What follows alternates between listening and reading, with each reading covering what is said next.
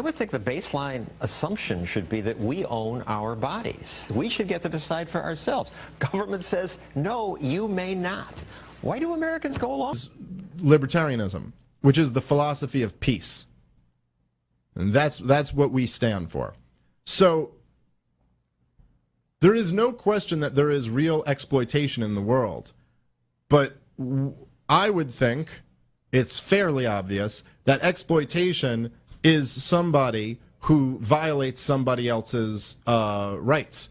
Exploitation, to me, a good example of that would be something like slavery. And slavery is evil, and it's evil because you are forcing somebody against their will to become your private property, denying them self-ownership. You're forcing somebody to work for the good of somebody else and stealing the fruits of their labor.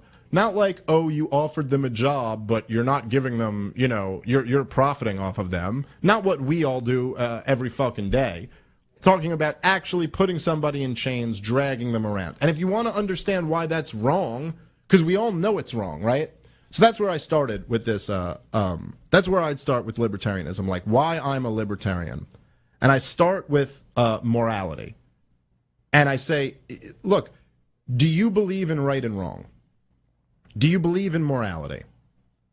And there's some people who don't. There's some people who don't. But I think the vast majority of us do. And pretty much everybody on every end of the political spectrum, no matter what you look for in them, if you look at left-wing people or right-wing people, whether it's neocons or, you know, social justice warriors or neoliberals or, you know, whether it's Obama or Hillary Clinton or Donald Trump or fucking Bernie Sanders or Ron Paul or Richard Spencer or like any end of the political spectrum that you can hit on, okay?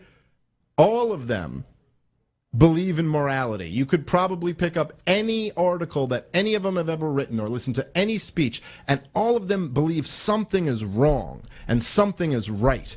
And this is an outrage. And this is, you know, Bernie Sanders will say income inequality is a moral outrage. And, you know, Hillary Clinton will say the Donald Trump supporters were, you know, these irredeemable bigots and misogynists and xenophobic people. That, you know, they're horrible. They're morally, you know, wrong. And Donald Trump will say it's, you know, we're letting our country be destroyed. It's a moral outrage. And so everybody is accepting this one premise, which is there is such thing as right and wrong. There is such thing as morality. Now, I would say this. I think if there is such a thing as morality, then morality transcends government. It transcends the state. In other words, if murdering somebody is wrong, and let's say, let's just say for sake of argument, well, I'm in New York right now. Let's say over in New Jersey, there's no government, there's no state, and there's no laws. Okay? And let's say I cross over into New Jersey and I see somebody getting murdered, and then I cross back over into New York and I see somebody getting murdered, and then the police come and arrest him and send him to jail. There's no difference, morally speaking, in what I just saw. It's not like it wasn't immoral to do it in New Jersey just because there wasn't a state there, and it was moral to do it here in New York. Morality is something we recognize, and then we support laws to come in and do justice, okay? But it's not as if we believe in right and wrong, it's got to be just as true in New Jersey as it is in New York. It doesn't matter what rules we set up. And obviously, the rules that a government sets up don't determine morality, because all of the things that we would all consider the most immoral things throughout human history were pretty much all codified by law. So slavery was the law of the land. And you know, the Nazis were able to fucking round up all the Jews and all that shit because they changed the laws. So changing the laws obviously doesn't change morality, because morality has to transcend what human beings get to just decide on their whims. So it doesn't matter if you get a few people together and we decide something's different. That can't change morality. And therefore, I'd also say that you can't decide that one group of people are above morality. So in other words, the state is not above morality. They're just as morally responsible for what they do. At the end of the day, we're all human beings. We're all human beings, whether it's us, whether it's the Congress, whether it's someone in the police department. Everybody here is a human being. Nobody else is some, species above humans that gets to operate above morality. Anything that I would do that's immoral, if I put on a blue uniform and 3 other people decide I'm now a member of the state, what I would do is just as immoral or just as morally legitimate as when I was a person, because I'm still a person. So, that being said, one thing that we all accept in Western civilization, in advanced societies, is property rights and the non-aggression principle. Everybody accepts that. Everybody accepts that anywhere every day when we go out and interact, we are following those basic principles of private property and non-aggression, the non-aggression principle. So if we're walking down the street, if it's me and 4 of my friends, and we're like, hey, what movie do you want to go see? And someone goes, oh, I want to go see this movie. And then someone else goes, no, I want to see another movie. And we go, okay, let's take a vote or something like that. We can vote on it, and we can vote on where you want to go. But it's understood that this is all going to be voluntary. So it's basically up to you whether you want to accept the rules of this vote or not. So if we all vote on seeing movie X and someone goes, nah, dude, I can't sit through movie X, I don't want to go. We can't put a gun to his head and make him come to movie X. We would all recognize that that's wrong. You can't force people into it. You can ask them if they want to go, and every day if you walk into a restaurant and you start screaming curses at the top of your lungs and they go, hey, we're going to ask you to leave right now, and if you don't leave, we're going to make you leave. People accept that they have a right to do that because it's that guy's store.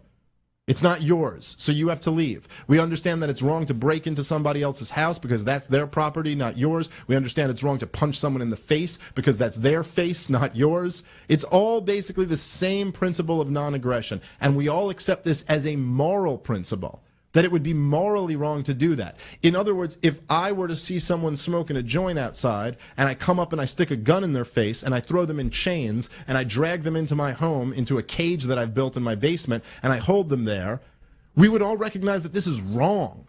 This is like a moral outrage. It's not just that like, oh, well, this isn't a very efficient way for society to work, and you haven't been chosen as the person who's allowed to do that. No, you would go, this is fucking wrong. And you deserve to be punished for that, because that is wrong. You owe this guy something now, because you have wronged him. You kidnapped someone. You fucking traumatized, harassed, kidnapped, and abused somebody. It's a violation of their rights, of their self-ownership. Okay? So if that is true, that it is morally wrong for me or you to do something like that, then it's also morally wrong for somebody in a blue uniform with a shiny badge to do that. To me, that's the essence of why I'm a libertarian. That's the essence of why I believe the things that I do. Because it's about believing in right and wrong.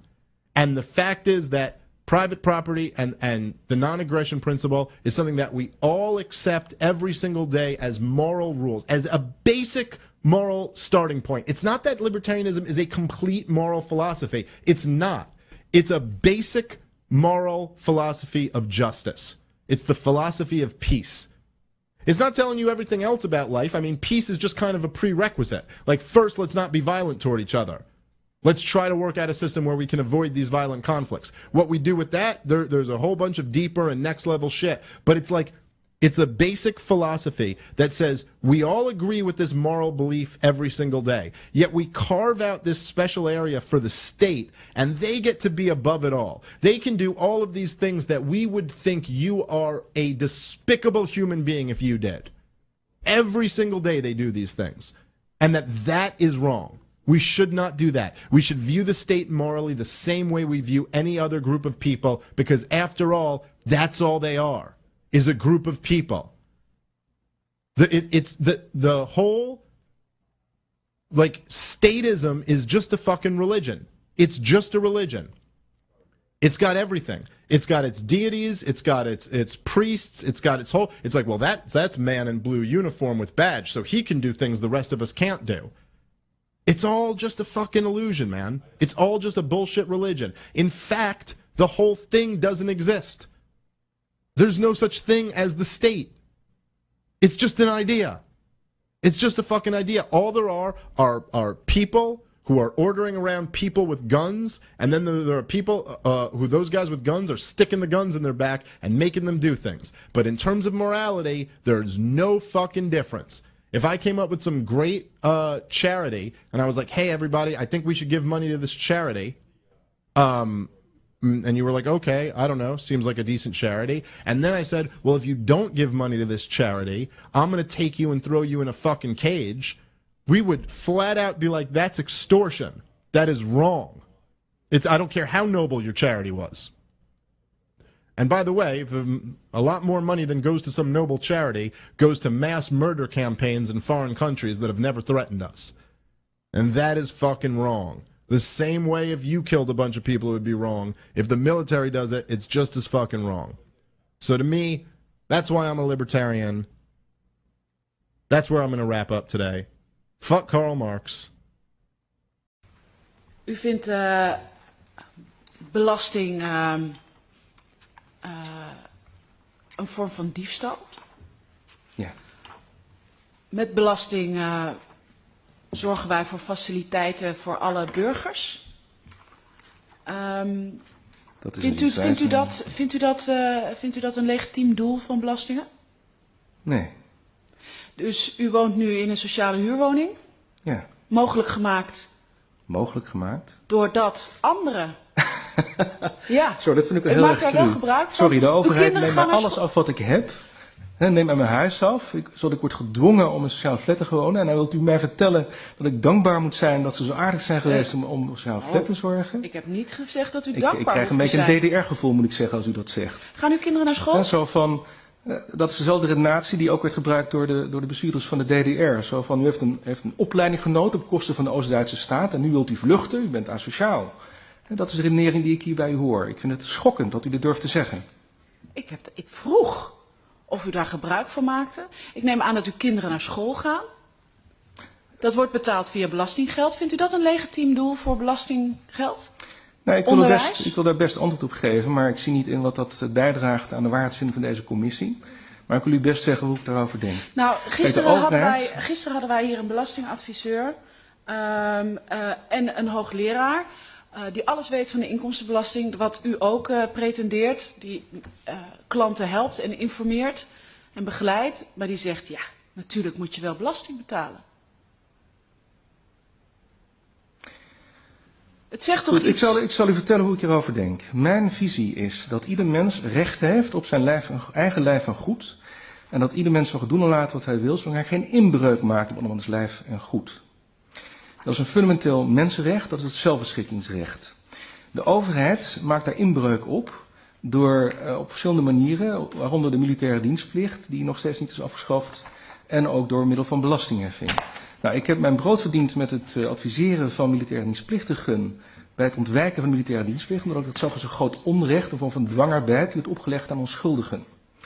En toen die werd opgeschort, heb ik mijn aandacht verlegd naar belastingontwijking, omdat ik uit diezelfde principes ook vind dat belastingheffing een inbreuk is op het eigendomsrecht. Het recht om te beschikken over de vruchten van je arbeid. De overheid heeft dat geld vervolgens de eerste paar duizend jaar gebruikt ter verrijking van de adel en de koning. Daarna is men het geld gaan weggeven voor een deel aan het volk. Heeft men cadeautjes aan het volk uitgedeeld om daarmee de belasting te legitimeren, maar die is daarmee niet gelegitimeerd. Je spreekt van roof als je eigendom wordt afgenomen onder bedreiging van geweld, zonder dat je schade toegebracht die weigert te vergoeden en zonder dat je verplichtingen weigert na te komen die je vrijwillig bent aangegaan. En dat is precies wat de overheid doet. Als je belasting moet betalen volgens de regels die de staat oplegt en je doet dat niet, dan komen de mensen langs om je huis leeg te halen. En als je er tegen verzet, dan word je als crimineel behandeld.